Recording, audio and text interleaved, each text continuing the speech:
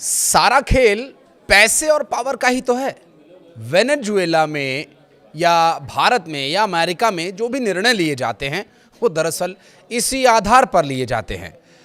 हालांकि अभी जो अमेरिका ने किया वो अपने फायदे के लिए किया, या यूं कहें कि डोनाल्ड ट्रंप ने जो किया वो अपने फायदे के लिए किया तो ये गलत नहीं होगा कहना कि वो ट्रंप का फायदा है या अमेरिका का फायदा। बहरहाल वहां की जनता की प्रतिक्रियाओं से भी आप अपने विवेक के अनुसार अंदाजा लगा सकते हैं।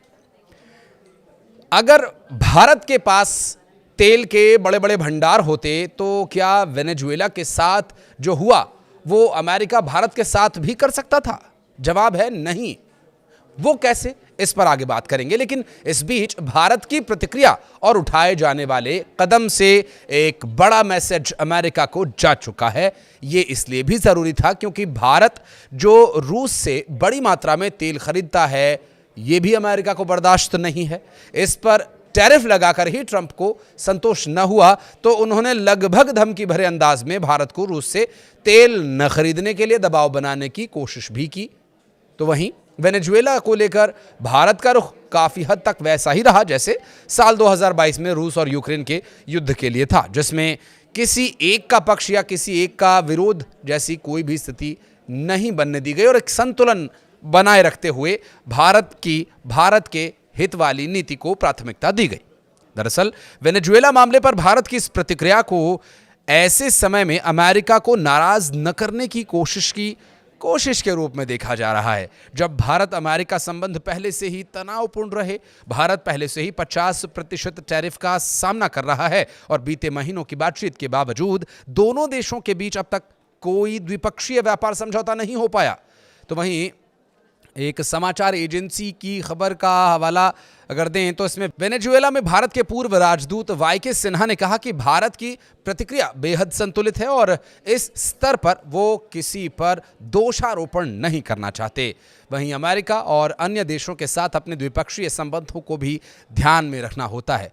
यूरोपीय देशों ने लगभग यही रुख अपनाया हुआ है। वेनेजुएला पर अमेरिका के हमले और राष्ट्रपति निकोलस मादुरो की गिरफ्तारी से जहां पूरी दुनिया हैरत में है और दुनिया के कई देशों ने अमेरिका के इस कदम की आलोचना की है, तो वहीं भारत ने एक बेहद संयमित संतुलित तरीके से अपनी प्रतिक्रिया दी। भारत का यह रुख दुनिया के अन्य देशों की तुलना में बिल्कुल विपरीत नजर आ रहा है। दरअसल भारत ने महज 5 वाक्यों में इस पूरे मामले को लेकर एक संक्षिप्त बयान दिया। हालांकि इस बयान में न तो अमेरिका का नाम लिया गया और न ही प्रेसिडेंट ट्रंप का ही, यहां तक कि भारत ने अमेरिका की सैन्य कार्रवाई की निंदा भी नहीं की। इसके बावजूद इस प्रतिक्रिया ने अमेरिका के एक अप्रत्याशित राष्ट्रपति से निपटते समय भारत की कूटनीतिक मजबूरियों को साफ उजागर कर दिया। अमेरिका के गुप्त ऑपरेशंस पूरे होने के 24 घंटे से ज्यादा समय बीत जाने के बाद भारत ने इस पर अपनी प्रतिक्रिया दी थी, जिनमें भारत की ओर से गहरी चिंता जताई गई और भारत ने अपनी प्रतिक्रिया न देते संप्रभुता न ही क्षेत्रीय अखंडता का जिक्र किया और जिसका भारत पारंपरिक रूप से समर्थन करता रहा है और जिसका जिक्र भारत अपने सीमा विवादों में भी अक्सर करता रहा है। भारत के विदेश मंत्रालय ने इस मामले पर जो बयान जारी किया था उसमें वेनेजुएला में हाल ही में हुई घटना पर चिंता का विषय इसे बताते हुए कहा कि हम बदलती स्थिति पर करीब से नजर बनाए हुए हैं। भारत वेनेजुएला की जनता की सुरक्षा और कल्याण के समर्थन में अपनी प्रतिबद्धता को दोहराता है। एक रिपोर्ट कहती है कि वेनेजुएला की घटनाओं का भारत पर कोई तात्कालिक या आर्थिक प्रभाव तो नहीं है।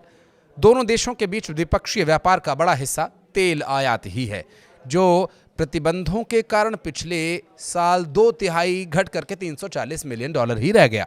दूसरी ओर बीते साल दिसंबर में भारत ने रूसी कच्चे तेल का आयात 3 साल के निचले स्तर पर था और इसके बावजूद ट्रंप का रुख सख्त है। अब सवाल ये उठ रहा है कि आखिर वेनेजुएला पर हमला के ठीक बाद ट्रंप ने भारत पर आक्रामक रुख क्यों दिखाया? दरअसल ब्लूमबर्ग की एक रिपोर्ट के मुताबिक भारत में साल 2025 में वित्तीय योजना और निवेश के लिए मांग बढ़ी है।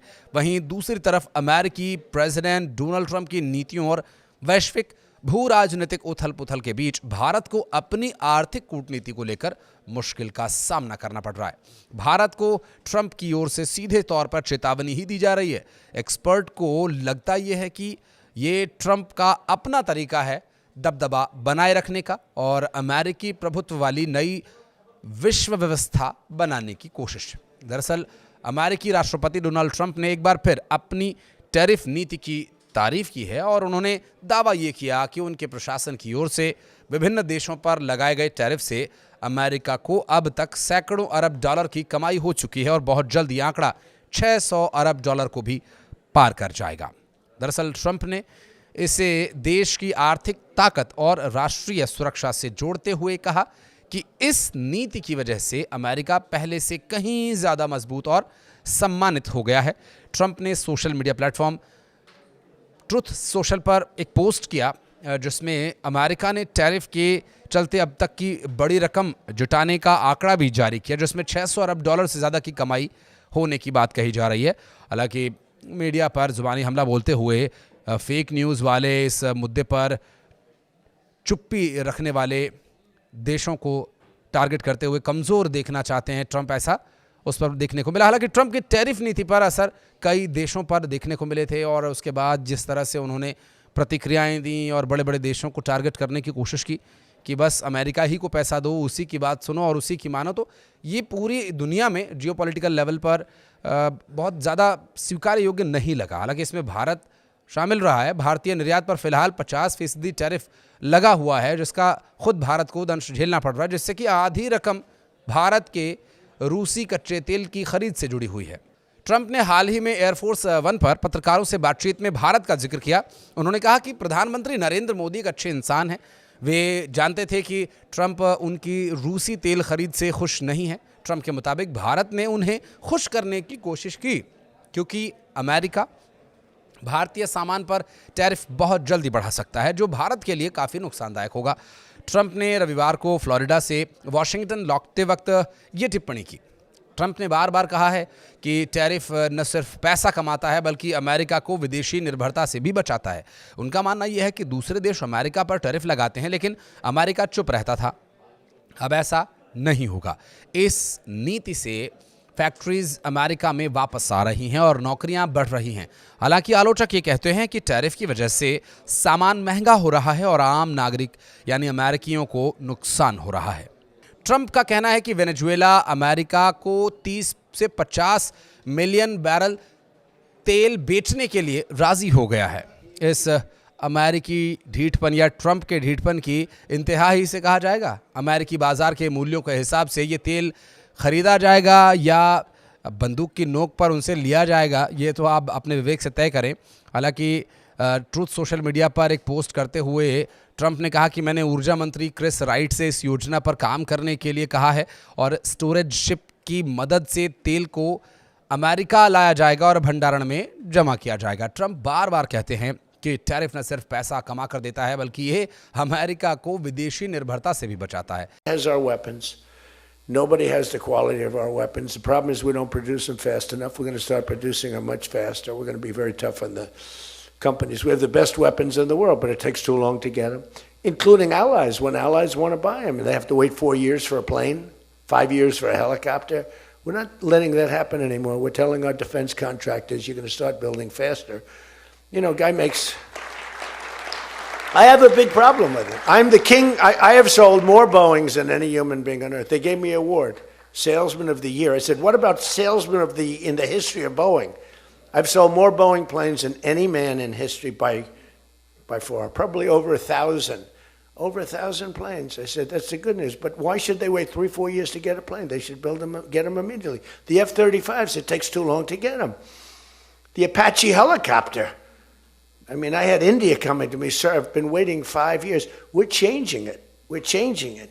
India ordered 68 Apaches, and Prime Minister Modi came to see me. Sir, may I see you, please?